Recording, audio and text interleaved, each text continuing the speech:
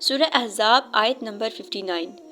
قرآن کریم میں اللہ تعالیٰ نے نبی کریم صلی اللہ علیہ وسلم سے ارشاد فرمایا، اے نبی صلی اللہ علیہ وسلم، اپنی بیویوں، بیٹیوں اور مومن عورتوں سے کہہ دیجئے کہ گھروں سے باہر نکلتے ہوئے اپنی چادروں کے پلو لٹکا لیا کریں، یہ زیادہ مناسب طریقہ ہے کہ وہ پہچان لی جائیں اور انہیں ستایا نہ جائے۔ سورہ احزاب آیت نمبر 33۔ اور اپنے گھر میں وقار کے ساتھ بیٹھی رہو اور زمانہ جاہلیت کے سے بناؤ سنگار نہ کرتی پھرو۔ سورہ نور آیت نمبر 31۔ اپنے پاؤں زمین پر مارتی ہوئی نہ چلیں کہ جو زینت چھپا رکھی ہے معلوم ہو جائے۔ سورہ احزاب آیت نمبر 32۔ بس کسی غیر محرم سے میٹھی زبان میں بات نہ کرو کہ جس شخص کے دل میں مرض ہے وہ تم سے کچھ امید باندھ بیٹھے۔ سورہ احزاب کی آیت کی تفسیر کے حوالے سے تفسیر ابن کثیر میں حضرت عبداللہ بن عباس کا قول اس طرح نقل کیا ہے کہ اللہ نے مسلمان عورتوں کو حکم دیا ہے کہ جب وہ گھروں سے باہر نکلیں تو اپنی چادروں کے پلو اوپر سے ڈال کر اپنا منہ چھپا لیں اور صرف ایک آنکھ کھلی رکھیں۔ علامہ زمخشری اپنی مشہور تفسیر الکشاف میں کہتے ہیں، عورتیں چادر کو اپنے اوپر ڈالیں اور چہرے کو چھپا لیں۔ ابو بکر محمد بن عبداللہ اس آیت کی تفسیر میں لکھتے ہیں کہ عورت چادر سے اپنا چہرہ اس طرح ڈھانپ لے کہ صرف بائیں آنکھ کھلی رہے۔ امام ابن جریز طبری رحمۃ اللہ علیہ اپنی تفسیر جامع البیان میں اس کے تحت لکھتے ہیں، شریف عورتیں لونڈیوں سے مشابہ بن کر نہ نکلیں کہ چہرہ اور بال کھلے ہوں، بلکہ اپنے اوپر اپنی چادر کا ایک حصہ لٹکا لیا کریں تاکہ کوئی فاسق ان کو چھیڑنے کی جرات نہ کرے۔ دور جاہلیت میں شریف عورتیں اور لونڈیاں سب کھلی پھرتی تھیں اور بدکار لوگ ان کا پیچھا کرتے تھے۔ اللہ تعالیٰ نے شریف عورتوں کو حکم دیا کہ وہ اپنے اوپر چادر ڈال لیں۔ قاضی بیضاوی تفسیر بیضاوی میں لکھتے ہیں، جب وہ اپنی حاجات کے لیے باہر نکلیں تو چادروں سے اپنے چہرے اور اپنے جسم کو چھپا لیں۔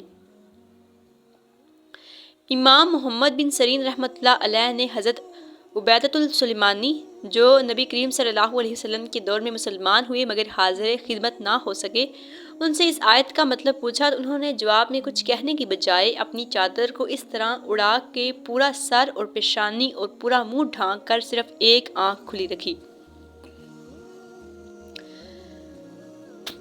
احادیث میں پردے کے حوالے سے بہت سے احکام آئے ہیں۔ ارشاد ہوتا ہے، بلا شبہ ایک عورت چھپانے کے لائق ہے، جب وہ گھر سے باہر نکلتی ہے تو شیطان اس کو تاکتا ہے اور اپنے رب کی رحمت سے قریب زیادہ اس وقت ہوتی ہے جب اپنے گھر کے اندرونی حصہ میں ہوتی ہے۔ حضرت انس رضی اللہ تعالیٰ عنہ سے روایت ہے کہ عورتوں نے نبی کریم صلی اللہ علیہ وسلم سے عرض کیا، ساری فضیلت مرد لوٹ کر لے گئے، وہ جہاد بھی کرتے ہیں اور خدا کی راہ میں بڑے بڑے کام کرتے ہیں، ہم کیا کریں کہ ہمیں بھی مجاہدین کے برابر اجر مل سکے؟ جواب دیا، جو کوئی تم میں سے گھر بیٹھی رہے تاکہ شوہر کے مال، اولاد اور عصمت کی حفاظت کر سکے، وہ بھی مجاہدین کا سا بدلہ پائے گی۔ جامع ترمذی میں ہے کہ عورت اپنے شوہر کے گھر کی نگران ہے اور اپنی رعیب یعنی کہ اولاد کے لیے جواب دہ ہے۔ بخاری و مسلم میں آتا ہے کہ واقعہ افق کے متعلق حضرت عائشہ صدیقہ رضی اللہ تعالیٰ عنہا فرماتی ہیں کہ جنگل سے واپس آ کر جب میں نے دیکھا کہ قافلہ چلا گیا تو میں بیٹھ گئی، نیند کا غلبہ ایسا ہوا کہ وہیں پڑھ کر سو گئی۔ صبح کو حضرت صفوان بن معطل رحمۃ اللہ علیہ وہاں سے گزرے تو کسی کو پڑے دیکھ کر وہاں آ گئے، وہ مجھے پہچان گئی کیونکہ حجاب کا حکم آنے سے پہلے وہ مجھے دیکھ چکے تھے۔ مجھے پہچان کر انہوں نے انا للہ و انا الیہ راجعون پڑھا تو ان کی آواز سے میری آنکھ کھل گئی اور میں نے ان سے اپنے چہرے کو اپنی چادر سے ڈھانپ لیا۔ ایک خاتون ام خلاد رضی اللہ تعالیٰ عنہا نبی کریم صلی اللہ علیہ وسلم کی خدمت میں اپنے شہید بیٹے کا انجام دریافت کرنے آئیں تو وہ نقاب پہنے ہوئے تھیں۔ ایک صحابی نے ان کی اس استقامت پر تعجب کرتے ہوئے کہا، نقاب پہن کر اپنے بیٹے کا حال دریافت کرنے آئی ہے؟ انہوں نے جواب دیا، میرا بیٹا مرا ہے، حیا نہیں مری۔ حضرت فاطمہ الزہرا رضی اللہ تعالیٰ عنہا فرماتی ہیں کہ عورت کی خوبی دو باتوں میں ہے، اول یہ کہ اسے کوئی نامحرم مرد نہ دیکھے، اور دوسری خوبی یہ کہ وہ کسی نامحرم مرد کو نہ دیکھے۔ حضرت سلمہ رضی اللہ تعالیٰ عنہ سے روایت ہے، فرماتی ہیں میں نبی کریم صلی اللہ علیہ وسلم کے پاس موجود تھی، حضرت میمونہ رضی اللہ تعالیٰ عنہ بھی ساتھ تھیں۔ اتنے میں حضرت ابن مکتوم تشریف لائے تو حضور صلی اللہ علیہ وسلم نے ہمیں حجاب کا حکم دیا اور فرمایا کہ تم دونوں ان سے پردہ کرو۔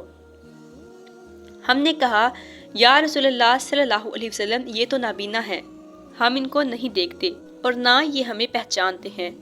تو رسول اللہ صلی اللہ علیہ وسلم نے فرمایا کیا تم بھی نابینا ہو کہ انہیں نہیں دیکھتی؟ اللہ تعالیٰ کا ارشاد یعنی کہ حدیث قدسی ہے کہ نگاہ ابلیس کے زہریلے تیروں میں سے ایک تیر ہے، جو شخص مجھ سے ڈر کر اس کی حفاظت کرے گا میں اس کے بدلے ایسا ایمان دوں گا کہ جس کی حلاوت وہ اپنے دل میں پائے گا۔ ترمذی میں ہے کہ ایسا ہرگز نہیں ہو سکتا کہ کوئی نامحرم آدمی کسی عورت سے تنہائی میں ملے اور وہاں تیسرا شیطان نہ ہو۔ جو شخص کسی اجنبی عورت کے محاسن پر شہوت کی نظر ڈالے گا قیامت کے روز اس کی آنکھوں میں پگھلا ہوا سیسا ڈالا جائے گا۔